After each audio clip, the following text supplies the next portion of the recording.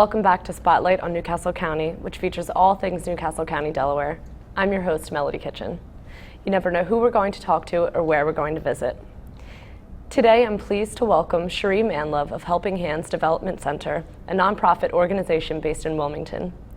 Thank you for being here today, Cherie. Thank you for inviting me. To start off, I'd like to ask, what is your role with Helping Hands? I am currently the Executive Director of Helping Hands Development Center. This is, I guess for lack of better words, my baby. It was a vision that I had to bring health and community awareness to our families and try to make sure that families are made, taken care of properly. So those are some things that we do. Sure. And what is Helping Hands' specialty? Specialties, right now we're in the midst of doing a lot of different things. We're purposely actually going to have a pancake breakfast on this weekend, and our goal really is to invite the community. Right now I'm housed in Southbridge, and we want to make sure that our Southbridge families know about these various events. I've also have the opportunity of adopting a school in Southbridge, so we're really trying to make an impact in the community. So the pancake breakfast is one thing. There's a whole list. I don't know if you want the list now or I can give it to you later on, but that's one thing we're doing.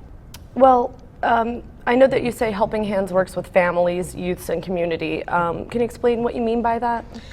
Pretty much, once again, bringing awareness to the community about all the resources that we have.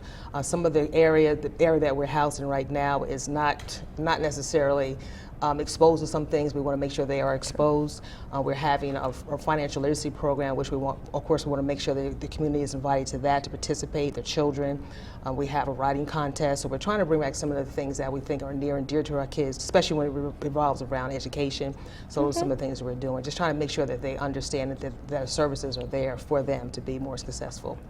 Sure. And how many families and communities do you generally work with in a given year? In a given year, right now, pretty much Southbridge is right now our focus because that's where I'm housed. Right. It's not limited to Southbridge, but the city of Wilmington.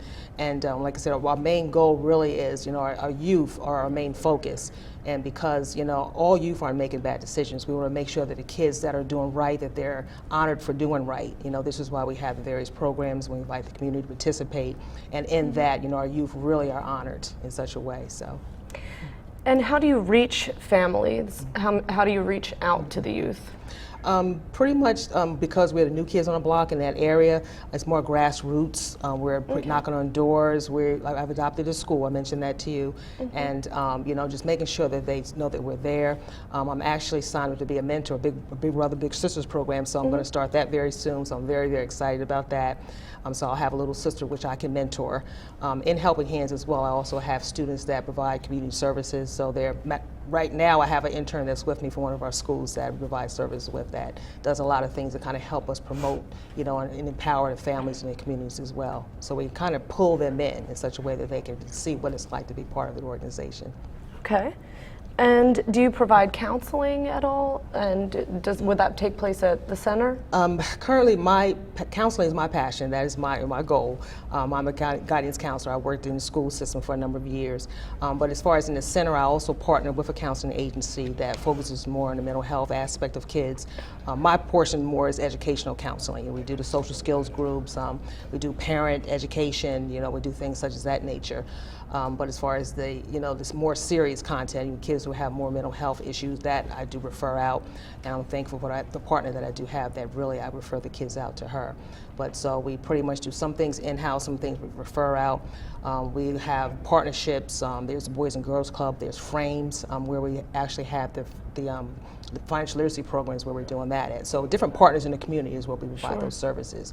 So we kind of reach out, I guess the Helping Hands, Hands, we reach out into the community to provide those type of services. And we really look to empower, the families. That's what we do. I know that Helping Hands takes a special interest in bullying. Yes. Can you tell us a little bit about that? Yes. Bullying is one of those topics where, unfortunately, we're seeing so many things in the news. And I've had opportunities to teach classes, and the main point with the bullying is more educationally based, and we want to make sure that our families, our kids understand that it's not just the physical aspect of bullying. There's verbal, there's the intimidation factor, there's social isolation, and of course you have the cyberbullying, which is just is, for lack of better words, ridiculous, because our kids are so easy and don't understand the power of the computer, power And it's of their becoming phones. so prevalent now. Yes, and it's really, really very difficult. But one of the things, as I think about it, it really starts with really educating our families, educating our children, helping them understand that you have to stand up. You know, you have to be accounted for. You have to, you know, sometimes you don't want to be your brother's keeper, but in this case, we need to be. Because, you know, if we don't, it's just gonna get worse and worse and worse. But we have to teach our kids that you have to be people of character, of integrity, and hopefully stand up and do the right thing.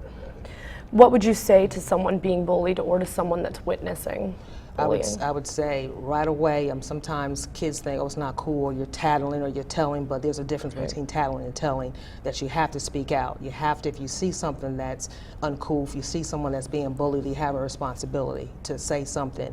There's teachers, the administration, you have your parents, and that's something that we have to get our kids to understand, that it's very important to say, speak, tell, because if you don't, someone, obviously, a life can be in the balances if you don't. We've lost way too many kids, and if we don't start educating now, then we're going to lose more, and that's very sad. So we have to start educating our families, our children, and our youth.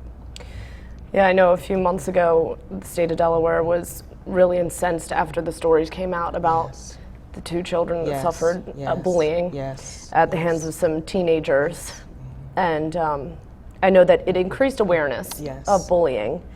And do you think that that increased awareness has helped Helping Hands? Oh, absolutely, absolutely. As a matter of fact, I'm in the process. I have a partner that's working on getting us a grant. My desire is to get into all the schools and really to share the message about bullying. The fact is that we really have to take a look at ourselves. Some of these things that they do, kids, you know, you feel like they don't always understand, but because some kids are being held accountable too. Now, hopefully in that, you know, it's a hard pill to swallow, but you know, if kids are being bullied, if the bullier person is being bullied or bullying, then that needs to be made aware of too, and we have to stop it somehow. So we want to educate. So we're really looking forward to if we can land something that's our segue into the schools, so we can provide the education that's needed. That's our goal. Well, that's just about wrap it up for today. Is there anything else that you'd like to add before? Yes, I actually, we have a couple of events coming up. I was sharing earlier, we have a pancake breakfast, which is a fundraising event, and we have invited our whole school, which is Palmer Elementary School, and we really reached out. We have I have the most fantastic board members, honestly. One really said that I'm going to provide 25 tickets for 25 kids, and that's huge. Not only that, so we're going to sponsor that, and this is a way that we are able to give back to the community. Next week also we have a special group I'm partnered with, Hope Commission, and we have a group where we have families that have kids that have been incarcerated, people that have been incarcerated, so we're allowing ourselves to provide a special focus group, and there's going to be a support group for women. That's coming up. There's so many things coming up with Helping Hands, but the main event, I'll mention that, is in March, and our whole premise really is to lift our children up. You know, we're hoping that in those that are being honored, that the ones that maybe might not be toeing the line, maybe if they can see that, they too can be honored. So that's what we're looking to do. Well, thank you so much for being here today. It's been great, and good luck with the breakfast this weekend. Well, if you're not doing anything, come on out. Sure. Okay. Thank you. Thank you. Well, that wraps up this edition of Spotlight on Newcastle County. I hope you enjoyed today's show. Please keep it tuned to NCC TV for news and information on Newcastle County, Delaware. This is Melody Kitchen. Take care.